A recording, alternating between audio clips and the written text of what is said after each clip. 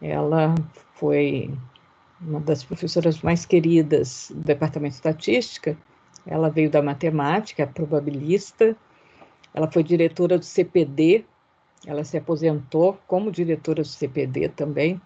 Uma pessoa maravilhosa. Ela falou assim, olha, tudo isso tem que estar aqui no sangue, correndo nas veias. Ela falou, correr nas veias. Ela está bem, graças a Deus, mora aqui perto de mim. E é uma pessoa, e é pintora, então ela expõe os seus quadros de vez em quando.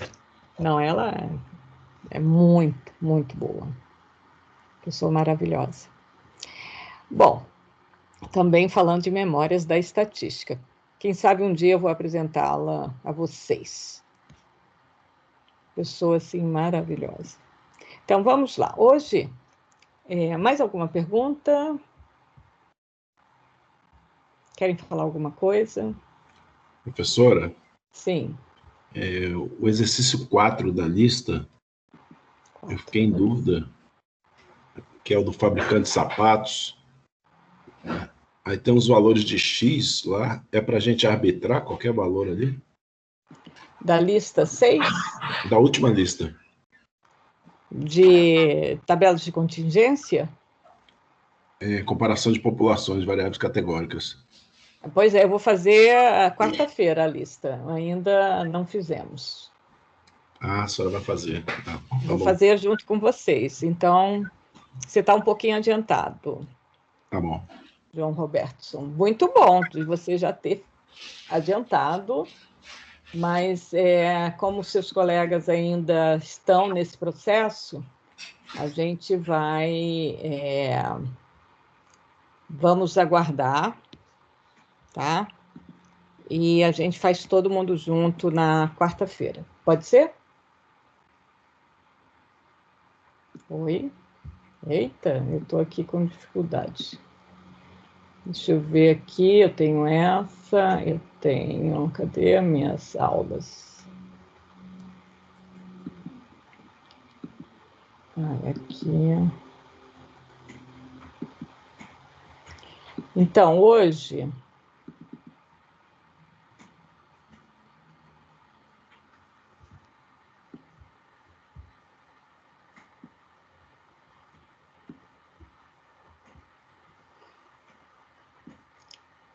Vocês estão aí ainda?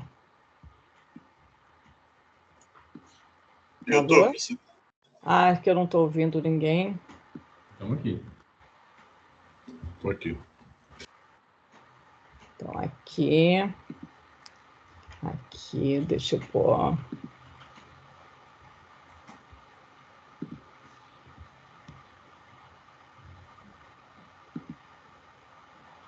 Eu vou compartilhar minha tela com vocês. Já estamos gravando, então bem-vindos a todos. Na aula de hoje, caminhando reta final da nossa disciplina, últimos momentos felizes, aqueles que perseveraram até aqui, parabéns. Nós somos agora, neste exato momento, somos 20 nesta sala, e nós tivemos uma baixa muito significativa neste semestre, e eu queria informar, né, que um colega de vocês me perguntou, eu não vou ministrar essa disciplina no próximo semestre, já nem sei mais quem vai ser, acho que é o Raul. E essa disciplina é de horário fixo. Há alguns anos, alguns semestres já foi definido esse horário, de 2 às 4, segunda e quarta. Algumas disciplinas têm mais, são exploratória 1,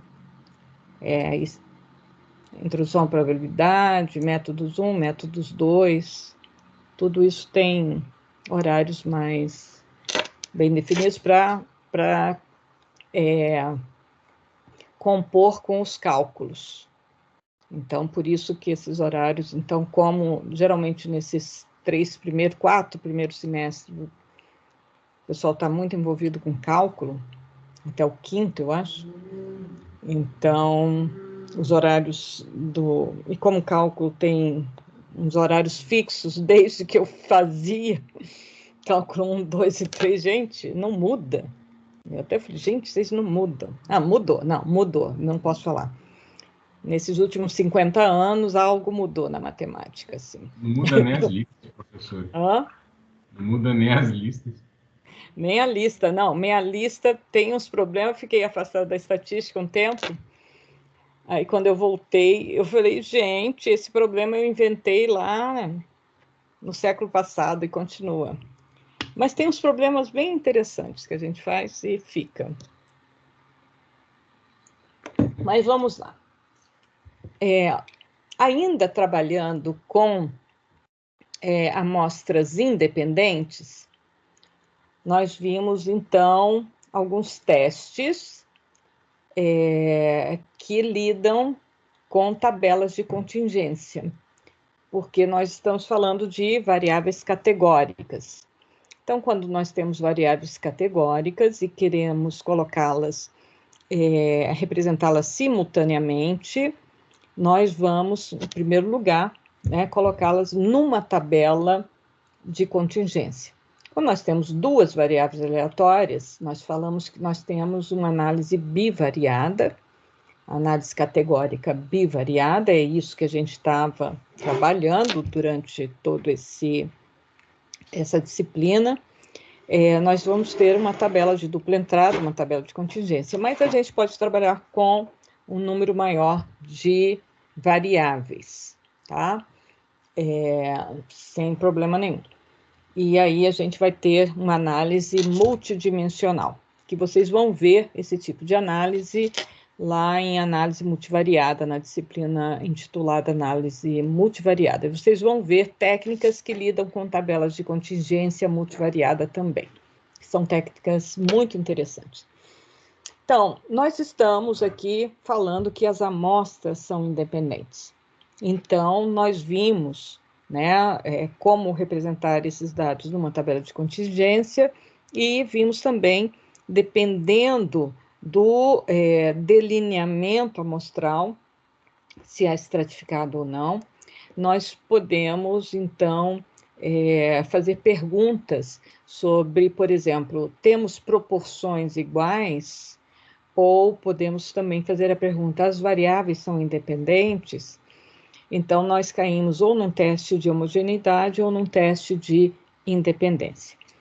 Para pequenas amostras, nós vimos que a estatística do Q², ela tem uma muito grande dificuldade, porque essa estatística não tem distribuição aproximada a Q², e isso dificulta muito. Então, Fischer propôs uma medida, uma ferramenta, na verdade, que é o teste exato de Fischer, que vai usar, então, a distribuição hipergeométrica para análise dessa associação. Então, nós vimos bem o teste exato de Fischer. E vimos também uma outra ferramenta chamada teste da mediana, que vai nos ajudar a fazer comparações, usando uma tabela de contingência, a partir da contagem de quantos elementos naquela amostra tem abaixo ou igual à mediana, ou acima da mediana. Então, a gente categoriza em duas categorias, Pega a variável aleatória de interesse, numa escala mínima que é intervalar, então categoriza em dois grupos. E a gente vai ver se aquela distribuição em dois grupos segue o que a gente estava especificando. Se é mediana, então seriam dois grupos com o mesmo número de elementos. Então, a gente vai comparar frequências.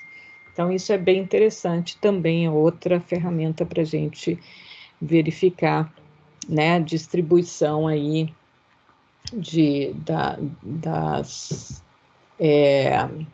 dos conjuntos, dos dados.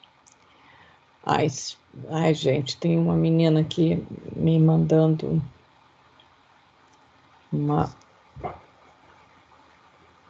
Esse pessoal do UNB fica te mandando mensagem o tempo inteiro. Bom, ainda nesse conjunto de amostras independentes, nós vamos começar a falar sobre medidas de associação baseadas no Q². Então, se a gente tem E vamos ver alguma coisa aqui que eu acho que vamos ver algo que não é o que... Não, vamos ver todos baseados no Q². Então, nós estamos tratando de amostras independentes e o teste de Q², ele nos diz, né, se a gente aceitou ou não a hipótese, mas muitas vezes é de interesse medir o grau de associação entre as variáveis. Ou seja, eu aceitei e eu sei que a estatística do Q² é muito influenciada pelo tamanho da amostra. Nós vimos aqui, né, a mesma distribuição, se eu tiver um tamanho 100, né, de amostra, vai ser um valor. Se eu tiver 200, vai ser o dobro daquele valor. Se eu tiver 300, vai ser o triplo daquele valor. Ou seja, a estatística do Q², ela é diretamente proporcional ao tamanho da amostra. Então, isso foi um achado, né, quando propuseram a estatística do Q², e isso é uma limitação dessa estatística. Por isso que a gente sabe, quanto maior o tamanho da amostra, mais eu tendo a rejeitar a hipótese. Ela pode ter a mesma distribuição proporcional, mas só o tamanho da amostra me leva à rejeição. Então, essa é uma limitação da estatística do Q².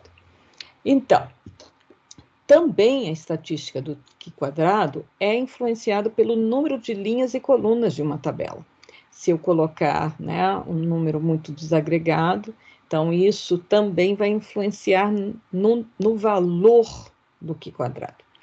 O que não deveria ser, né? Então ele deveria ter um valor que fosse mais, como é que a gente diz, um número abstrato. Muita gente fala assim, um número que não seja influenciado, né, por características que são intrínsecas à própria métrica, o tamanho da amostra e o tamanho da tabela, por exemplo. Então, aqui a gente vai lembrar, né, porque algumas dessas medidas vocês já viram, lembrar algumas medidas e, né, apresentar outras que porventura vocês ainda não tenham visto. Mas só para vocês ficarem cientes da existência dessas medidas.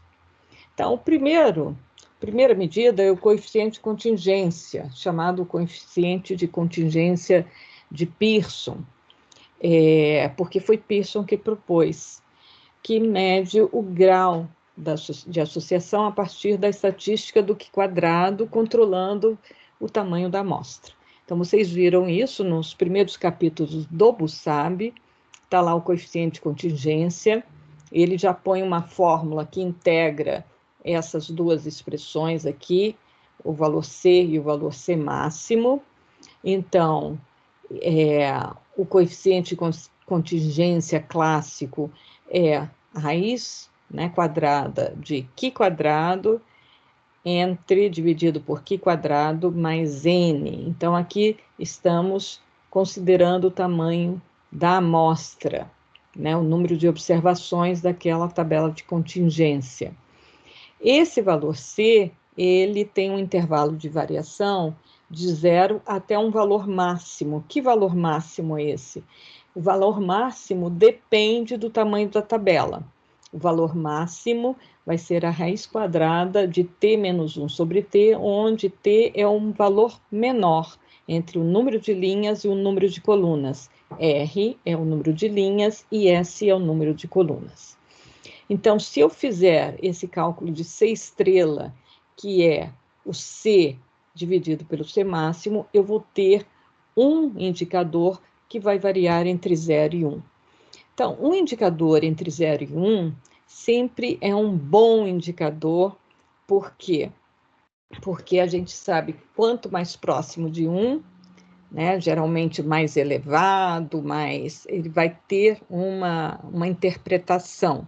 Quanto mais próximo de zero, né? Pode ser positivo ou negativo. No caso do coeficiente de correlação, toda vez que a gente mede associação, correlação, próximo a 1 significa maior associação, né? Quanto próximo a 0, menor essa associação e mais independência, né, entre as variáveis. Então, se a gente tem, né, na cabeça esse intervalo, mais próximo de 1, maior associação, mais próximo de 0, menor associação, ou, né, nula associação. Então, o intervalo 0 a 1 é um intervalo muito interessante para a gente propor indicadores. Tem uma comunicabilidade muito boa, né, do que um indicador que varia entre 0 e infinito. Então, ou de menos infinito a mais infinito, mas isso quer dizer bom ou ruim? Se a gente limita o intervalo de variação de, né, um índice, por isso que índices muitas vezes têm esses intervalos de variabilidade, fica muito facilmente compreendido. Então, nesse sentido, se você trabalha com C estrela, ele fica mais comunicável do que o próprio C, tá? Alguma pergunta sobre isso? Isso vocês já viram, esse coeficiente é fácil. Todo mundo já tinha visto? Bom, o César representa todo mundo, então sigamos em frente. Se alguém não viu, fale agora, o cálice para sempre. 3, 2, 1. Ninguém mais? Quem dá mais? Não? Rafael, quer falar? Não? Ninguém quer falar? Agora vamos falar do coeficiente φ. Também proposto por Pearson. Ele, eu acho que é antes do outro. Então, também, da mesma forma, controla, né, o tamanho da amostra ao propor uma medida de associação usando o Q². Aqui é muito mais simples, ou seja, simplesmente φ é igual a raiz quadrada do Q² sobre n. E o φ vai ter uma variação entre 0 e 1. E este coeficiente ele vai ser mais usado em tabelas 2×2, e nós vamos ver uma outra forma de calcular o Q² em tabelas 2×2. Tanto é que a gente vai poder ver o sentido. Vejam que duas características da medida, lembrando o coeficiente de correlação linear de Pearson, se vocês já trabalharam com isso, aquele R ou Rho, você pode medir a intensidade da associação como o sentido da associação. Então, se a gente vai no coeficiente de contingência, o coeficiente de contingência só nos dá a intensidade, mas não dá o sentido. Ou seja, é um sentido direto ou um sentido inverso. Quanto mais cresce, né,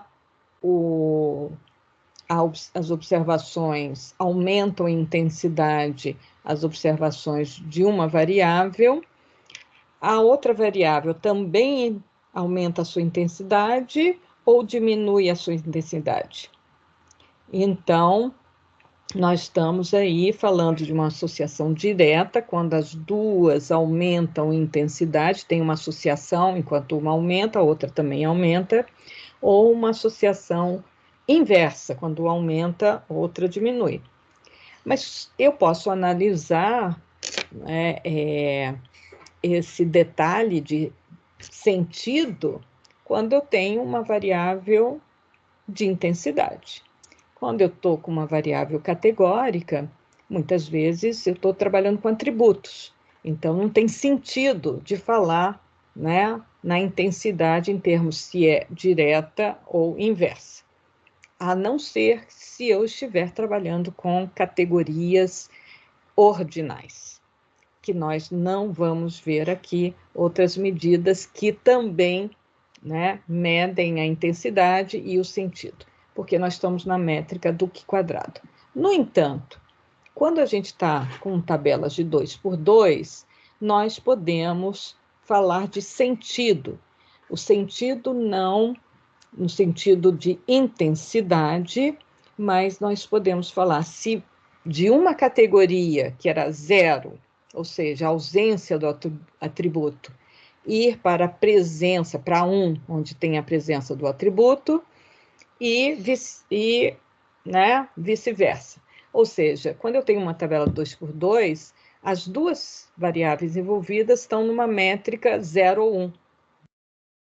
Então, eu posso falar num sentido direto, quando um é 0, o outro é 0, e quando o outro, um é 1 e o outro é 1, ou no sentido oposto, quando um é 0, o outro é 1, e quando o outro é 1, o primeiro é 0.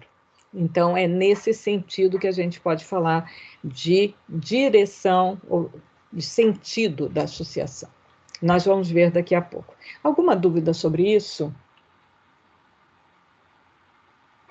Nebuloso ainda, né? Mas vamos ver. Outro coeficiente, que também é muito usado, e o pessoal de prova de concurso, uma vez um aluno ficou muito feliz, porque tinha uma disciplina obrigatória, que era a exploratória 2, e que eu ministrei durante vários anos, e eu trazia todas essas medidas, indicadores e tal, e caiu tudo isso num concurso público. Ele ficou super feliz, porque ninguém nunca tinha visto isso, e a turma que eu tinha dado aula tinha visto. Então, esse é o coeficiente V de Cramér, para tabelas 2 por 2 é igual ao φ. Qual que é o coeficiente V? Quando se pede no Stata, o SPSS, o SAS, ele automaticamente te dá essas medidas aqui, tá? Então, vai ser o V de Cramér, vai ser raiz quadrada de Qi quadrado, dividido por N, que multiplica o mínimo entre R e S menos 1. Ou seja, se eu tenho uma tabela 2 por 2, isso daqui vai se resumir Qi quadrado dividido por N, raiz quadrada, que é a mesma coisa que o φ. Ok? Vejam que o coeficiente V de Cramér, ele vai também ponderar aqui pelo tamanho da tabela. Professora, então o coeficiente φ, ele é um caso particular do Cramér, Sim, isso? Isso. Ok.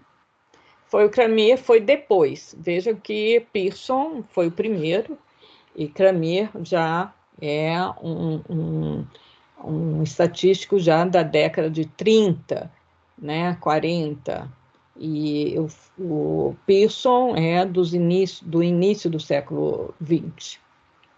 Agora, sim, e esse daqui... Não. Ok, esse é um menos conhecido, que é o Tedeschi-Prove. Então, também aí em meio à Segunda Guerra Mundial, esses estatísticos trabalharam muito. Então, é um estatístico matemático russo, Alexander Chuprov, e menos conhecido, e também é uma variante de φ e o V de Cramér. Vejam que aqui ele está ponderando, né, a razão do Qi quadrado por N, e está introduzindo essa correção, a raiz quadrada de R menos 1 vezes S menos 1, que é o número de graus de liberdade, né, da tabela de contingência. Ok?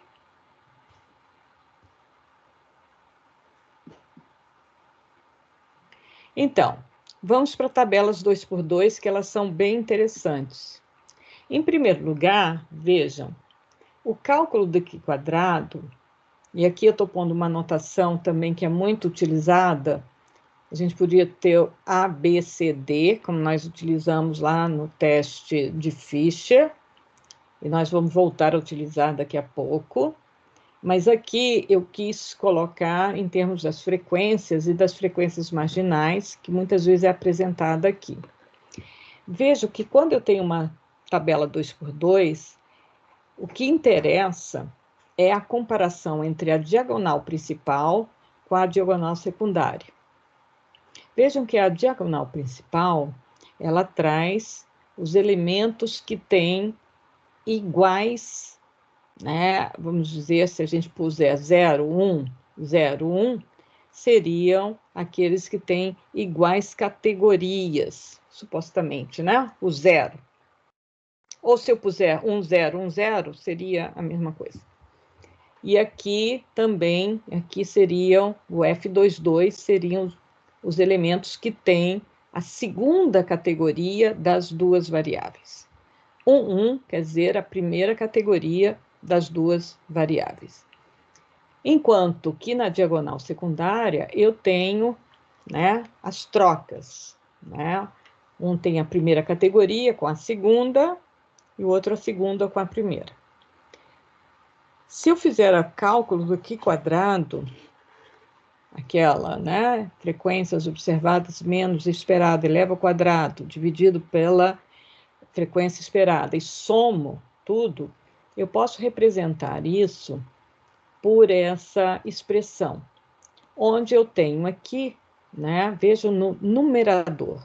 O numerador, eu tenho a diferença entre os produtos das diagonais.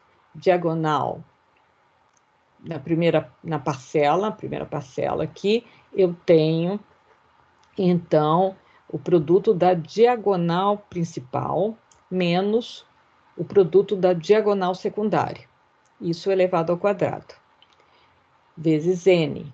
E no denominador, eu tenho o produto das marginais. Ok? Alguma dúvida sobre isso?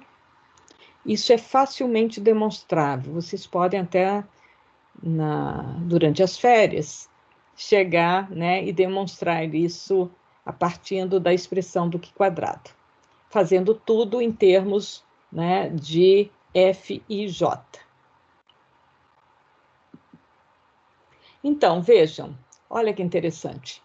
O coeficiente φ, ele pode ser calculado a partir, né, da expressão anterior, e o φ ao quadrado é aquela expressão que a gente viu sobre n, então fica isso daqui, a gente divide por n, então some o n, e a raiz quadrada fica essa expressão aqui. Vejam que aqui, quando eu tenho essa diferença, eu posso analisar o que a gente chama o sentido. Então, coloco aqui, além da intensidade, pode-se avaliar o sentido da associação entre as variáveis x e y, ou seja, qual diagonal é preponderante.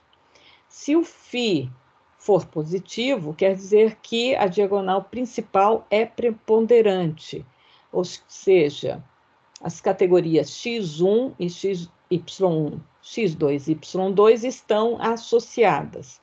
Se negativo, as categorias x1 e y2, x2 e y1 estão mais associadas. Ou seja, o que é responsável por aquela associação? O que é mais relevante naquela associação? O que está puxando aquela associação? Quais categorias das variáveis estão explicando aquela associação? Então, isso é muito interessante, que a gente pode ver o que está associado, né, com a categoria de um com a categoria do outro. Outra medida muito interessante é o Q de Joule. O Q de Joule é muito simples, porque é aquele numerador sem o quadrado, né, da expressão do Q quadrado. Então, é a diferença entre o produto das diagonais com a soma dos produtos. Então, o Q vai variar de -1 até 1. Também o φ aqui vai variar de -1 a 1. ok? Porque vai ter o sentido da associação. Ok? Então, isso é só para vocês verem. E vocês já viram a correção de Yates. Eu já falei para vocês lá no teste binomial. Aqui também a gente pode aplicar a correção de Yates no cálculo do Q quadrado para tabelas 2x2, se eu tiver amostras pequenas. Se for muito pequeno, eu uso o teste Zad-Fischer.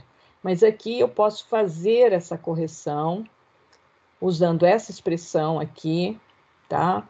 Então, eu pego um módulo da diferença entre os produtos das diagonais e subtraio n sobre 2. Tá? Com isso, eu faço uma correção de continuidade. Eu estou mostrando, eu nem vou fazer exemplo, porque a gente não tem tempo para trabalhar muito com isso aqui, infelizmente. Mas, se vocês quiserem, depois a gente pode, em algum momento do curso de vocês podem fazer e me perguntar alguma coisa sobre essas medidas baseadas no Q quadrado. Elas são interessantes, elas são pouco utilizadas atualmente, são poucos os trabalhos que trazem essas medidas. Elas são muito próximas. Se você calcular várias delas, vão te dar próximas. Tem outras medidas muito interessantes também, que nós não vamos ver aqui, que trabalham com dados ordinais, na escala ordinal, como o D de Somers, por exemplo, que é muito interessante. Mas a gente não vê, ou se der ainda, eu vou falar no tal de Kendall. Não sei se vocês viram o tal de Kendall. Vocês já conhecem o tal de Kendall? O tal, aquele tal, que anda por aí e tal.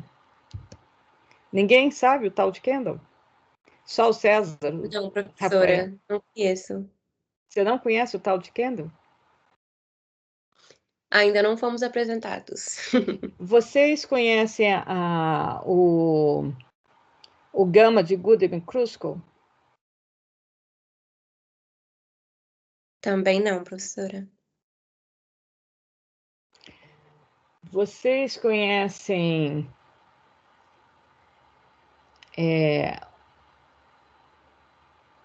deixa eu ver, coeficientes de incerteza? Não. O R de Spearman? O César conhece. Vocês conhecem? A correlação por Spearman? Isso, essa. Tem a Do correlação Kendall de também Spearman, só vi Kendall. Tem o Kendall, o tal A, B, C de Kendall. Não? Bom, se der, a gente ainda fala deles em algum momento neste curso, tá? Gente, está chovendo coisa aqui.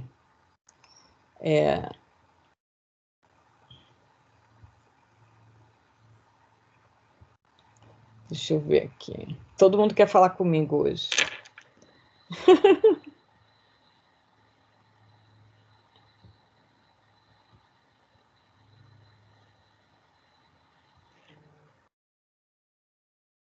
Ok, gente. Sigamos. Então, nós só vimos medidas baseadas no Q quadrado. Então, eu quis colocar essas medidas, principalmente as de 2x2, porque elas são muito interessantes e vocês vão ver, vocês poderão ver ou ser questionados por alguns pesquisadores da área de psicologia, da área de saúde, da área de sociais, das diversas áreas, que muitas vezes eles têm conhecimento sobre isso e o estatístico forma sem passar por isso. Porque eu mesma, quando eu formei, eu não tinha conhecimento de todas essas medidas e fui, então, pesquisar porque a saída do SAS me dava um montão de medidas, eu fui atrás de saber quais eram essas medidas todas, em que situação a gente usa. Então, são poucas as bibliografias também. Claro, tem alguns mais conhecidos, e a gente fica simplesmente em alguns mais conhecidos, e não explora outras medidas que são interessantes também, mas, bom, não caíram no gosto, né, do público em geral. Mas é importante que vocês saibam que tem medidas aí interessantes. E a grande questão é propor uma medida que tenha uma variabilidade entre 0 e 1, ou entre -1 e 1, quando vai analisar o sentido também, para você, de certa forma, poder comparar. Porque se com apenas o valor do Q quadrado, você sabe que ele é influenciado pelo tamanho da tabela ou pelo tamanho da amostra, como é que você vai comparar diferentes valores do Q quadrado provenientes de tabelas e de amostras diferentes? Então, para você comparar, você tem que ter uma medida, né, que seja que não seja influenciada por pelo tamanho da amostra, por outros fatores, como o tamanho da tabela. Então, isso, às vezes, numa descrição, isso é interessante. Não somente colocar o p-valor, porque o p-valor, com certeza, se o seu tamanho da amostra é muito grande, ele vai ser muito pequeno, tá? Então, isso não diz nada. Quando você sabe o que vai acontecer, isso é determinístico, né? Então, se o tamanho da amostra é grande, muito provavelmente você, a não ser que o Q quadrado seja 0. Quando é que Q quadrado vai ser 0?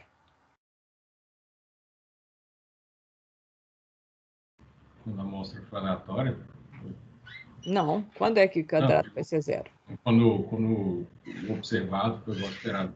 Isso. Quando o observado for exatamente igual, quando o observado for exatamente igual ao esperado. Então, é 0. Ok? Mas, em outros casos, mesmo as pequenas diferenças entre o observado e o calculado, porque a gente está falando de frequência, e você eleva isso ao quadrado, e aí você está, né, as pequenas diferenças, elas vão se, né, tornando mais significativas. Ok? Bom, então agora vamos ver os 2 tópicos finais da nossa disciplina, que são referentes a amostras correlacionadas. Ou seja, estão vendo a minha tela? Está dando para ver. Então, são os pontinhos agora, vamos para os pontinhos. Então, nós voltamos à situação de comparação de populações, variáveis categóricas, só que, neste caso, nós deixamos as amostras independentes. Estamos aí com as perguntas, e a gente sabe que, muitas vezes, as amostras independentes não nos permitem controlar todos os fatores para uma comparação. Então, é muito interessante para esse controle eu trabalhar com amostras correlacionadas, ou amostras dependentes, ou amostras pareadas. Então, quando a variável de interesse é categórica, geralmente os resultados são apresentados em formas de frequências em tabelas de contingências. Entretanto, como as amostras são pareadas e não independentes, lembram que a estatística do Q quadrado, ela é formada por uma soma de variáveis normais independentes. Então, se as amostras são pareadas ou correlacionadas, a estatística do Q² não é adequada para análise da associação. Então, eu tenho que saber muito bem, eu tenho uma tabela de contingência, e talvez esse seja o caso dos sapateiros, que eu não estou lembrando qual é o exercício, viu, João? Mas as amostras, muitas vezes, não são independentes, são correlacionadas. Como é que eu vou identificar isso? Pela descrição do delineamento. Então, eu tenho que saber, né, como é que foi feito o delineamento. Tem alguma relação entre uma observação de uma amostra com a observação da outra amostra? Ou seja, as frequências numa linha ou numa coluna têm relação com as frequências da outra linha, da outra coluna? Quem responde são as mesmas pessoas ou aqueles resultados, eles são provenientes de elementos que têm algo em comum? Se sim, nós estamos em uma situação de amostras correlacionadas. Ok? Alguma pergunta sobre isso? Então, na nossa disciplina, a gente veio trabalhando amostras independentes, amostras correlacionadas, amostras independentes, amostras correlacionadas. E aqui é a mesma coisa. Só que a nossa métrica agora é categórica, e nós estamos com tabelas de contingência. Ok? Então, as amostras não são independentes, elas são correlacionadas, e nós vamos ver duas técnicas. O teste de McNeman, para tabelas de 2x2, e o teste de Cochrane, para tabelas R por S. Então, o teste de Cochrane é uma extensão do teste de McNeman. Ok?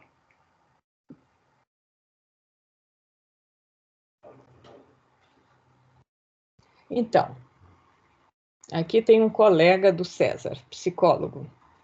O teste McNeman, então, foi apresentado em 1947 pelo psicólogo e estatístico Quinn McNeman, tem gente que fala McNemar, e é adequado para verificar se existe associação entre variáveis categóricas, no caso de amostras correlacionadas. É muito comum você ter aquele antes e depois, tá? Então, é muito utilizado para verificar efeitos após a exposição a um tratamento. Por exemplo, essas situações são muito comuns em pesquisa de opinião, além de pesquisas clínicas. Então, pesquisa de opinião é muito assim, né? Você apresenta uma situação, é aquele teste do Omo. Você escolhe qual sabão em pó, Ah, não sei, escolheria outro. E depois de lavado, e agora? Você escolhe? Aí ela fala, não, agora escolho e tal. Então, você tem o antes e o depois. Então, você, antes de ser exposto, você tem uma opinião. Tem muito isso. Antes do debate político, qual candidato você escolhe? Então, as pessoas vão lá, marcam o seu candidato preferido. Depois do debate, né, de você ouvir o debate, né, geralmente tem o debate, você mudou de opinião? Então, isso é para verificar se, por exemplo, o debate tem efeito sobre a opinião política. Se a propaganda ou alguma coisa tem um efeito sobre a opinião. Tem muito caso que a gente já aplicou. A matemática uma vez fazia isso, né? E também depois não fez mais. Mas punha a oferta de cálculo 1 sem designação de professor nenhum. Então, os estudantes matriculavam. Aí, depois, ele mostrava quem era o professor. Então, tinha uns que mudavam de turma para lá e para cá. Pra lá. Então, antes de saber o professor e depois de saber se tinha uma mudança na distribuição, no interesse das turmas. Então, isso pode ser, né, uma coisa interessante. Então, a situação é a seguinte, você tem N pares de observações, X, Y, Y. Ou seja, o X geralmente é o antes e o Y o depois. Ou uma informação pareada, um casal, por exemplo. Já viram esses jogos de TV que pergunta para o casal, né? Você lembra disso, não sei o quê, tarará. Aí um elemento lembra, o outro não lembra, ou conta uma história, então, para ver se estão juntos, quer dizer, tem a mesma percepção ou não. Então, as variáveis x e y têm apenas duas categorias. 1, indicando a presença de um atributo, e 0, a ausência. Vocês podem, né, representar isso como quiserem. Assim, tem-se uma coleção de pares 0, 0, 0, 1, 1, 0 e 1, 1. Apresenta-se em uma tabela de contingência as frequências de cada um dos pares, resultando em uma tabela 2x2. Então, 0, 0 são os pares que não, né, x não tem um atributo e y também não tem um atributo. 1, 1, os dois têm um atributo, ou seja, 0, 0 e 1, 1 têm concordância. São pares que concordam, vamos dizer assim, então, né, na mesma vibe. Ou seja, não mudou. Se é um antes e depois, não houve mudança. Ou os dois concordam. 0, 1, quer dizer, ou antes era 0 e depois foi para 1, ou o casal, um fala uma coisa, outro fala outra. Ou 1, 0, fala outra e fala uma. Então, eu tenho divergência aí ou mudança. Então, vejam, a análise no teste de McNemer vai se centrar, sobretudo, nesses dois casos aqui de pares, 0, 1 e 1, 0. Por quê? Porque é onde tem mudança. O outro não muda nada. Então, ele vai ver se houve mudança. Então, é muito interessante. Então, aqui está a tabela, né? Uma representação da tabela, onde x igual a 0, x igual a 1, y igual a 0, y igual a 1, e você vai ter a frequência que será o número de pares 0, 0, número de pares 0, 1, número de pares 1, 0, número de pares 1, 1, e o total de pares ali, que é o nosso N. Nós temos observações pareadas. As N observações pareadas são independentes entre elas. O x e y, que não são independentes, são correlacionados. Ok? Até aqui uma pergunta? Não?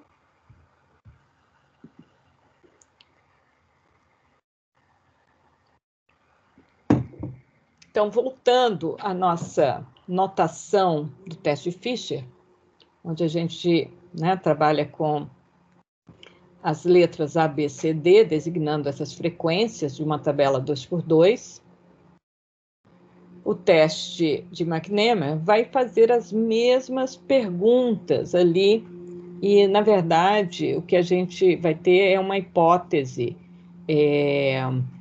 A gente vai fazer um teste que interessa, é um teste bilateral, comparando as proporções π1 igual a π2 ou π1 diferente de π2.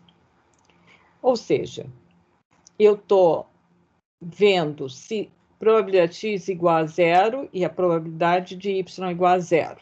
Ou seja, as duas probabilidades são iguais, ou ao contrário, né? Porque é complemento. Tá certo?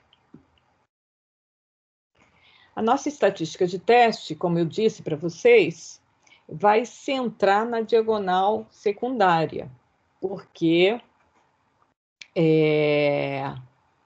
eu estou interessada na divergência, né? Naquilo que não é constante, que não é igual. Então,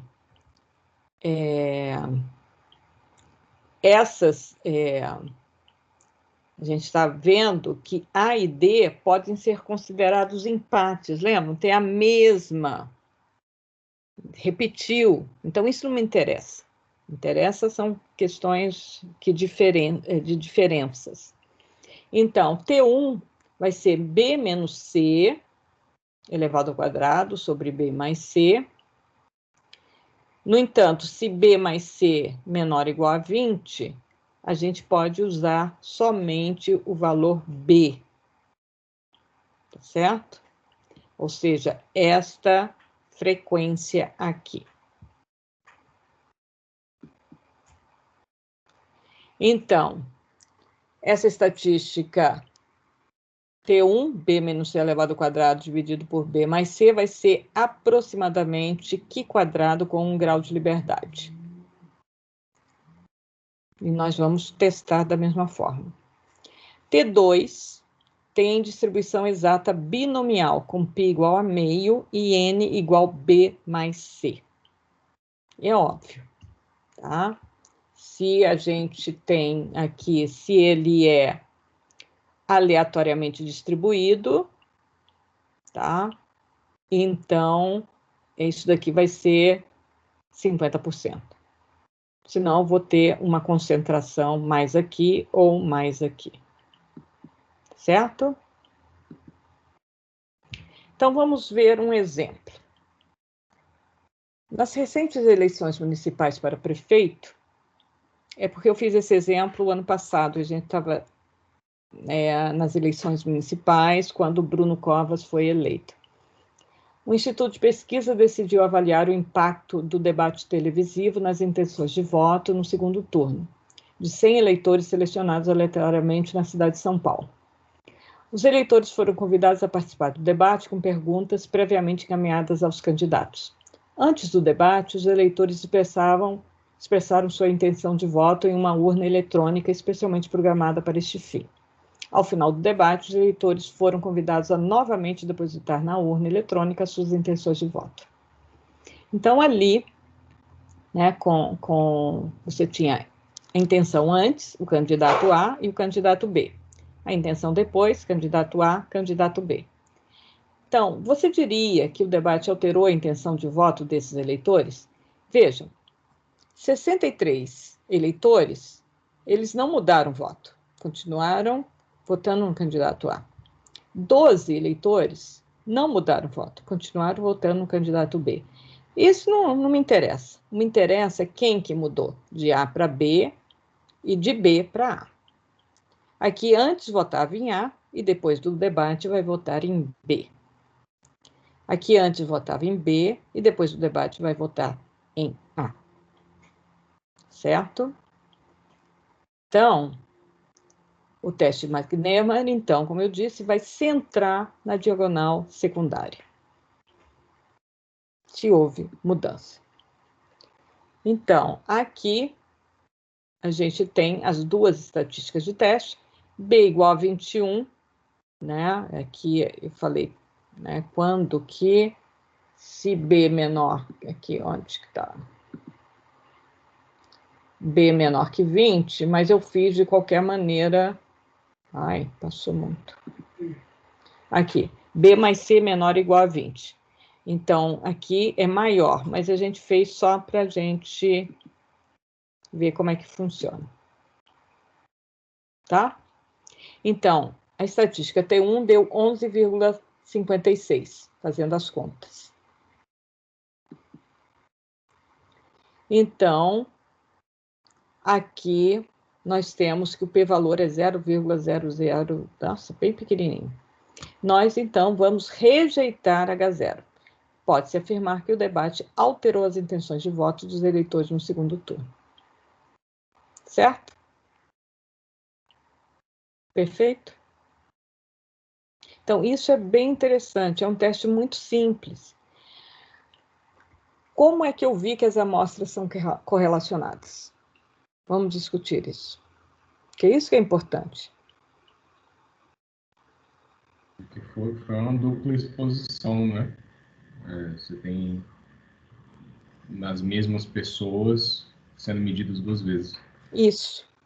Então, eu formei os pares 0, 0, 0, 1, 0, 1, 0 e 1, 1, né?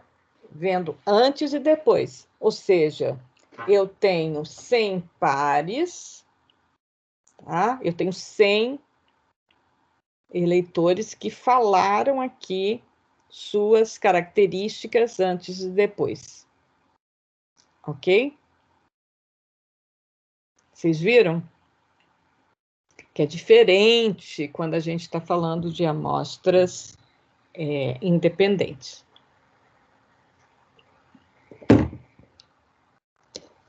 Ok?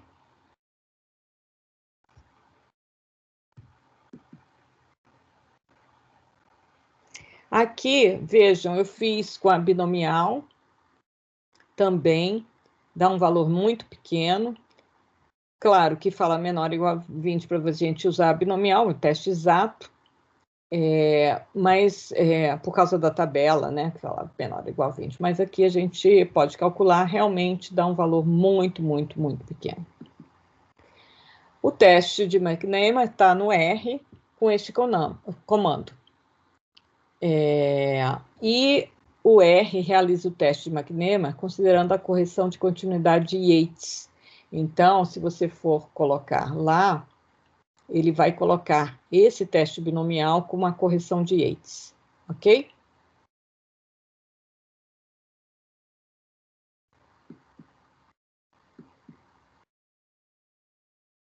Professora, tem alguma outra correção que a gente tem que pensar na hora de rodar o teste? Porque quase todos esses aí a gente consegue escolher, né? Um método de correção. Normalmente tem umas 30 para a gente passar. Não. Esse é o de continuidade, né? Só porque você está trabalhando muitas vezes com amostras pequenas.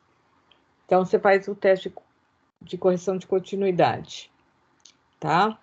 Porque você está trabalhando com amostras pequenas e você está com ali dando um pouquinho mais de ajuste, né? Mas não. Na verdade, ele considera aqui no teste do Q quadrado.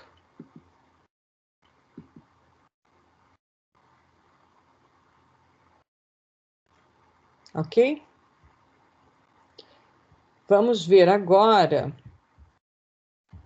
Deixa eu ver se eu saio da apresentação.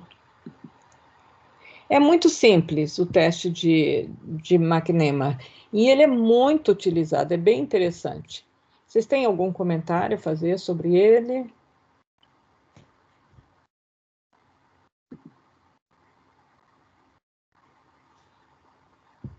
Vocês já tinham visto o teste de McNamara? Não, professora. Não?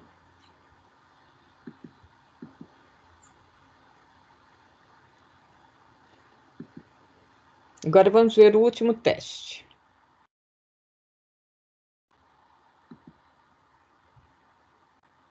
Esse eu gosto muito.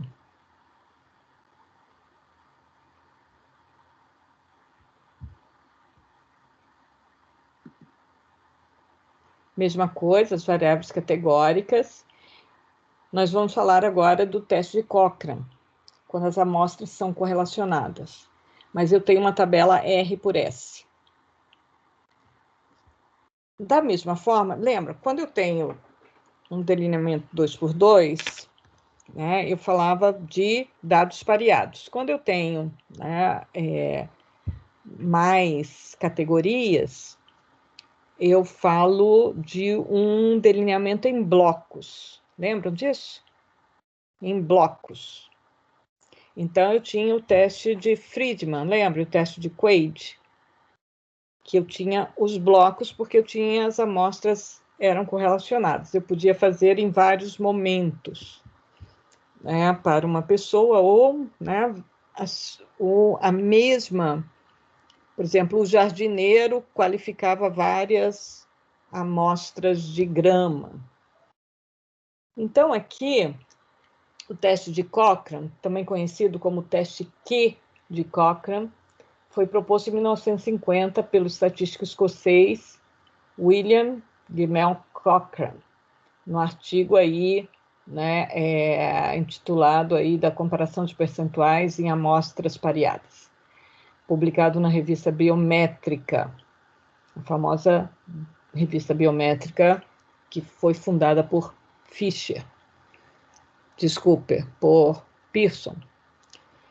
Como no teste de Friedman, o teste de Cochrane será aplicado a um delineamento em blocos, que permite o controle de fatores externos.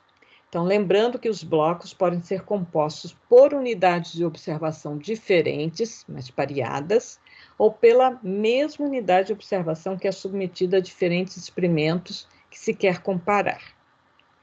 Então, pode ser o mesmo indivíduo, ele faz 3 provas, lembra? Faz prova A, prova B, prova C, ou 4, faz. Ou seja, ele é submetido a R tratamentos, ou a gente pode colocar o bloco composto por, né, R pessoas, que têm características comuns, pareadas, e vamos submetê-las a diferentes tratamentos. Então, nós temos não os pares, porque pares são 2, nós temos o bloco, que é 3 ou mais. Então, o bloco, as informações do bloco, os dados estão correlacionados.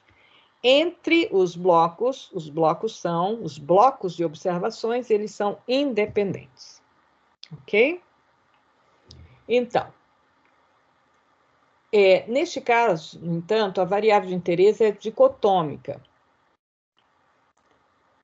É uma categórica com apenas 2 resultados possíveis, como foi visto no teste de McNeman. Ou seja, no teste de Friedman, eu ordenava, lembra? Eu tinha um posto e ordenava a preferência, ordenava os resultados. O teste de Quaid trabalhava com a variável numa escala intervalar. O teste de Quaid vai degradar ainda mais a escala. Eu vou ter a métrica 0, 1, presença ou ausência de atributo. Vai ser uma categórica, com a presença ou ausência. Eu não estou medindo intensidade, eu só estou vendo a presença ou ausência do atributo. Tá? Então, eu posso, claro, qualquer variável numa escala de intensidade quantitativa numérica, ela pode ser degradada para uma dicotômica binária. Então, eu posso cortar, por exemplo, em 2 grupos que seja menor ou igual à mediana, maior que a mediana. Então, é presença e ausência de um atributo. Eu posso, então, nesse caso, usar o teste de Cochrane. Então, é muito interessante. Então, usando essa métrica, o objetivo é verificar se existem diferenças entre tratamentos ou categorias de uma variável fator no caso de amostras correlacionadas. Então, por exemplo, eu ponho um bloco de estudantes, eles são pareados segundo determinadas características, e eu vou aleatorizar, e para cada um desses elementos, então eu posso formar vários blocos com determinadas características, cada bloco, e para cada elemento do bloco eu vou aplicar um tratamento. E o resultado desse meu tratamento vai ser sim ou não, ou alcançou determinado resultado ou não. Por exemplo, apresentou, posso variar, apresentou, efeitos colaterais ou não. Ficou feliz ou não. Ou não, etc, etc. Então, é a métrica mais simples. Presença ou ausência de atributo. Não pode ficar no meio. Mais ou menos. Não, é sim ou não. Sim ou não. Ok? Então, você pode aplicar para várias amostras correlacionadas, onde a observação de uma categoria da variável fator tem suas correspondentes observações nas demais categorias. Ou seja, a gente tem a informação no bloco. Mas esses resultados Y e J são todos zeros ou 1. 0 ou 1. Então, nós temos aqui os dados, como a gente viu na análise de variância, só que esses blocos, nós temos N blocos com R categorias do elemento da variável fator, só que cada Y e J vai ser 0 ou 1. Ok? Então, como hipótese, nós temos, não há diferença entre as categorias ou tratamentos, ou seja, a distribuição dos valores 0 e 1 dentro dos blocos é igualmente provável. Então, é uma distribuição aleatória. Como hipótese alternativa, ao menos uma categoria ou tratamento difere dos demais, ou seja, a distribuição dos valores 0 e 1 dentro dos blocos não é igualmente provável. Por exemplo, tem uma categoria que vai persistentemente, vai ter um viés maior para 0, por exemplo. Ele vai ter sempre 0, 0. Ou seja, é aquela questão... Estou lembrando aqui de alguém oferece 5 pratos e você vai escolher tal prato. Então, e aí você vai ver quem que escolhe, se escolhe ou não escolhe, escolhe ou não escolhe, escolhe ou não escolhe. Então, a gente pode pensar em alguma coisa como como um teste de Cochrane. Assim, tem muitas pesquisas de opinião que são baseadas, você vai marcar X, né, em que você vai escolher, e tem algumas que não são escolhidas, ou seja, vai ser 0. Então, quem não escolhe aquela, quer dizer, será que tem alguma que não vai ser escolhida?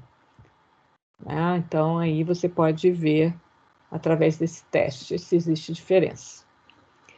Veja que interessante a estatística de teste. A estatística de teste, como no teste de Friedman, Quaid e na análise de variância, vai comparar a variabilidade entre com a variabilidade dentro. Então, você tem ali, né, o numerador vai representar a variabilidade entre os tratamentos, tá? Enquanto o denominador vai representar a variabilidade dentro dos blocos. Então, dentro dos blocos, eu tenho zeros, 0, 1, 0, pode ser tudo 0 ou pode ser tudo 1. E, então, eu vou ver essa variabilidade de zeros e uns.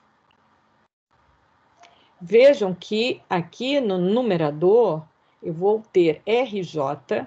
RJ vai ser o total de cada coluna, ou seja, a soma num tratamento de zeros e uns ao longo de todos os blocos observados. Então, eu tenho N blocos, então eu vou somar todas as observações, né, naquele tratamento J. Ok? RI é o total de cada linha, eu vou somar dentro de cada bloco. Aqui eu vou somar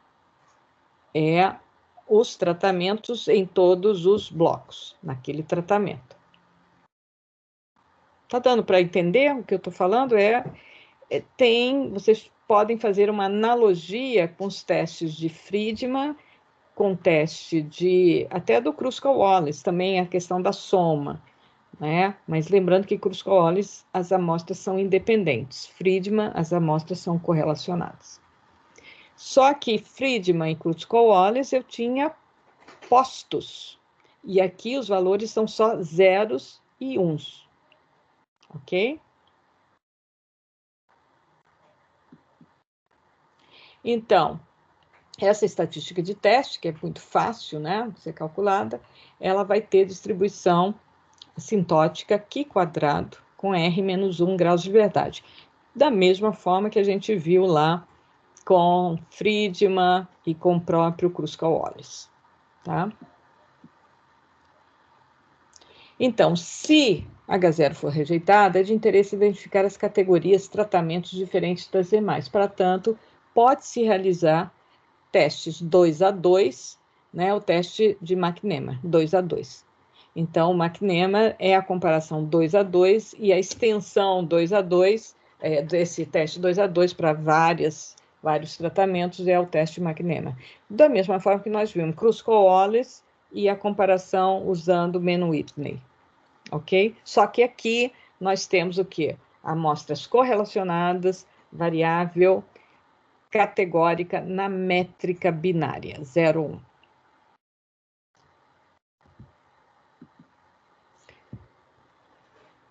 Exemplo. Esse é um exemplo adaptado lá do Conover. Não é porque eu ouço Juca Kfouri toda manhã, não, às 7 horas. Mas inspira-me, de qualquer maneira. Ou PVC mais à tarde, ou seja, eu estou conectada na CBN o tempo todo. Quando você fala assim, uau, ela ouve o CBN. Antes eu ouvia mais. Não, eu ouvi muito em Portugal para saber notícias do Brasil, ficava conectada na internet. Mas se eu ouvir rádio atualmente dentro do carro, como a gente não sai de carro mais, então você... Mas é no meu caminho para minha ginástica, muitas vezes 7 horas da manhã, Juca Kfouri, aí você ouve tal, não sei o quê, aconteceu isso, Corinthians, ele só fala de São Paulo, né? Aliás, a gente pode fazer uma enquete, para que time vocês torcem? Antigamente eu falava isso, porque alguns tinham probabilidade mais elevada de tirar notas maiores, porque se tinha uma concordância com a minha torcida, claro, né? Claro. Então, e alguém pode aí adivinhar quem é meu time do coração? Olha aí, tem uns que já estão, já estão quase reprovados com isso. Puxa vida, que decepção. Muito bem, Daniel, muito bem, isso aí. Gente, já fui no Maracanã ver o Flamengo jogar. Você sabe o que é isso? Numa quarta-feira de noite, contra o Bom Sucesso, não sou eu mesmo. Muito engraçado. Tem umas histórias de futebol, são ótimas. Mas vamos aqui. Aos nossos 3 comentaristas de futebol afirmam que tem métodos eficientes de prever os resultados dos jogos do campeonato. Para verificar se um método é mais eficiente que outro,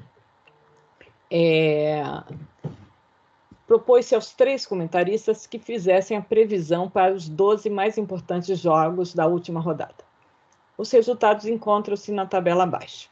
Então, tem um comentarista A, B, C, né? E eles fizeram uma previsão. E 1 acertou, 0 não acertou o resultado. Então, você tem 12 jogos. Então, os jogos são os nossos N blocos, tá? E cada comentarista vai falar o resultado para aquele jogo. Então, nós temos os tratamentos, são os comentaristas, né? Então, o resultado do comentarista A, B e C, num bloco, estão correlacionados, porque é o mesmo jogo. Então, tem toda uma influência, por exemplo, vai jogar Vasco e Flamengo. Depende de onde que vai jogar. Em Brasília? Antigamente vinha jogar em Brasília, um engarrafamento. Eu trabalhava na Codeplan, gente, quando vinha o Flamengo jogar era uma tristeza, porque engarrafava tudo. Aí não podia descer para vir para o UNB, descia para dar aula à noite na UNB e engarrafado por quê? Complicado. Mas aí, olha, todos eles são influenciados pelo mesmo jogo, pela experiência dos jogos e tal, por isso que as amostras são correlacionadas. Então, você diria que um método é mais eficiente para prever os resultados dos jogos? Então, eu já coloquei aqui para vocês as somas das linhas, que é o nosso RI, e a soma nas colunas, que é o RJ. Então, vejam que a gente tem aí, né, tem variabilidade nas linhas e nas colunas. O que a gente quer ver é nas colunas. Será que a gente tem muita diferença?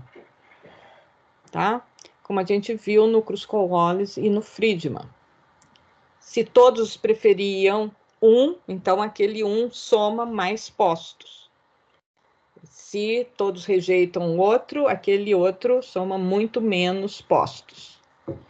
Então, aqui é 0 ou 1, é a mesma ideia. É a mesma ideia do Friedman. Eu falo sempre o Kruskel-Wallis porque a soma, a operação é muito parecida.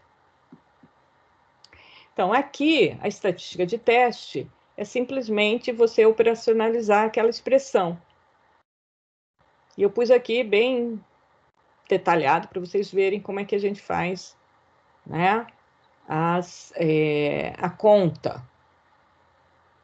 Nós temos 3 tratamentos, são os 3 comentaristas, e aqui a gente está vendo, né, como é que a gente calcula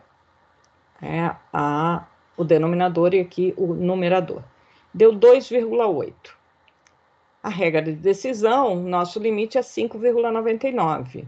Vocês estão vendo que 2,8 é menor que 5,99, então não tem evidência para afirmar que um método seja mais eficiente que o outro. Tudo é chute mesmo, cada um fala uma coisa que vem na cabeça, né? Então, comentarista, eu acho tão engraçado porque comentarista de futebol, que é entre nós, fala a mesma coisa em números, o outro, não, eu tenho outra perspectiva. Qual é a outra perspectiva? É a mesma. Então, fala lá, e ficam lá discutindo e tal, né? E fica aquela mesa redonda, geralmente é uma semi-mesa, né? Meia lua assim, não é mesa redonda. É uma coisa assim, e eles falam, mas é bem interessante para quem gosta, né? Domingo à noite, então, só tem isso na televisão. Antes, né? Agora eu não sei como é que tá. Viram como é que funciona? Interessante? Então, vocês estão muito calados hoje. Vamos ver aqui, para continuar. Vejam, no R, vocês vão usar o Desk Tools, também para o Levene, nós usamos essa biblioteca, Desk Tools, e lá tem o teste de Cochrane, que se chama Cochrane Q-Test, tá? Então, ele não está lá no básico, mas está no Desk Tools. Então, para fazer o teste de Cochrane, simplesmente vocês vão pôr, né, a variável, a sua métrica, que está em 0,1, o fator e o bloco, como vocês fizeram para o Friedman. E eu não sei, naquela apostila não tinha comparações múltiplas para Cochrane. Tem? Se lembra, César? Eu não lembro. Não lembro, professora. Tem que procurar. Porque geralmente vai se fazer com teste McNemar, tá? E assim a gente termina essa unidade.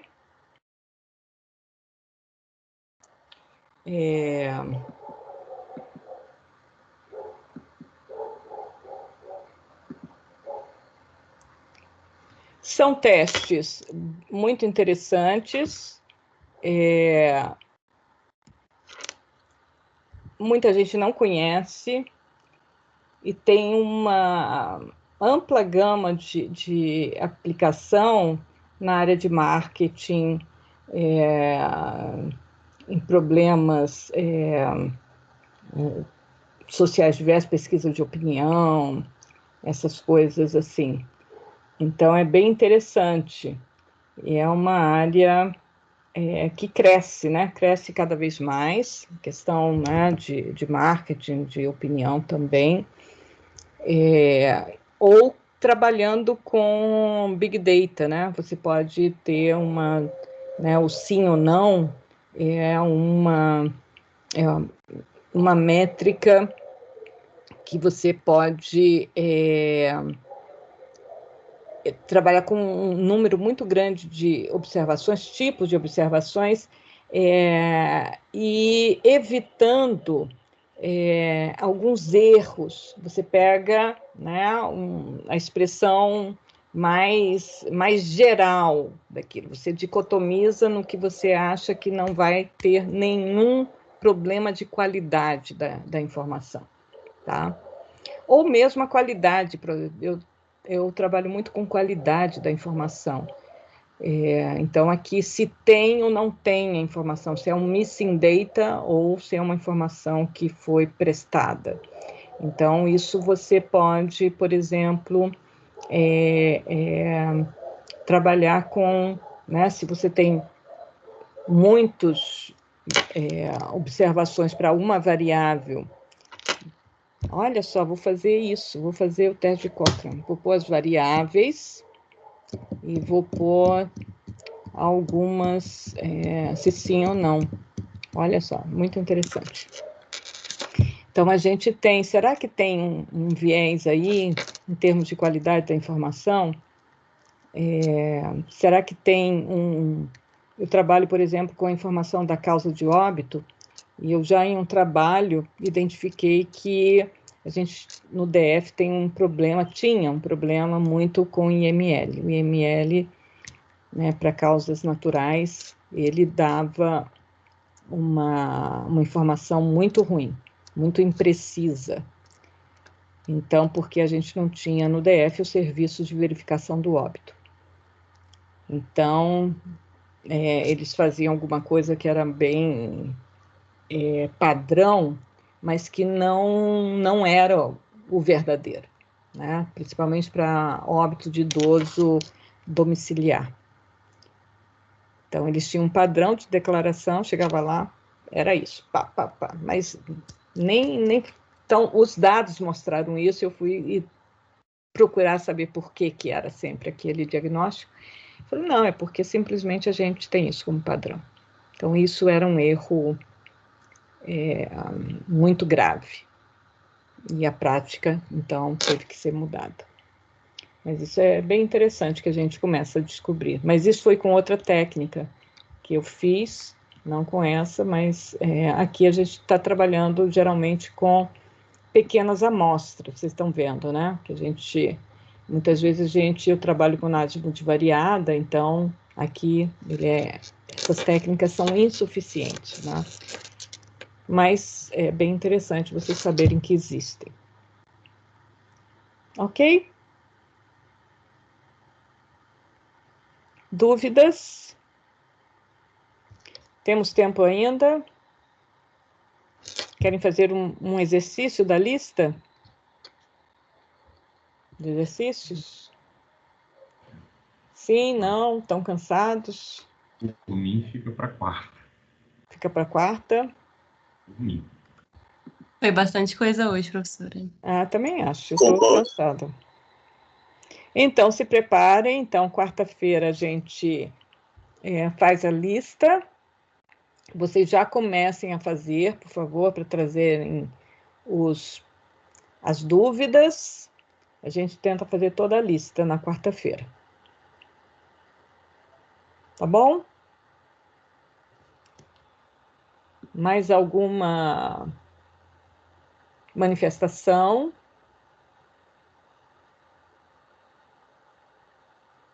Não? Estão cansados hoje, segunda-feira? Vocês não sabem, ontem, Dia das Mães, é difícil. Para as mães, né? Cansa. Mas está tudo ótimo. Então, gente, a gente se vê quarta-feira. Bons estudos a todos vocês. Fiquem bem. E se preparem que vem aí o questionário na próxima semana. Estudem. Tá? A gente fala mais sobre isso na quarta-feira. E alguém está tendo problema do trabalho? Alguém está com dificuldade? Não? Tá tudo bem? Então, um grupo me pediu para fazer mais um gráfico. Não, são 5 gráficos, inclusive mapas. São escolhas. E 5 tabelas. Então, pensem, tá? Não vou tirar ponto, só não vai ser publicado o artigo. Tem que seguir as normas da revista. Ah, tá bom, César não achou, né? Então tá. Então vamos lá e a gente se prepara. Alguma dúvida, ainda temos muito tempo, tá? Quarta-feira a gente resolve todos os problemas. Então, até mais. Tchau. Fiquem bem. Tchau, professora. professora. Tchau, professora. Boa tarde, até quarta. Boa tarde, professora. Tchau, professora. Até quarta.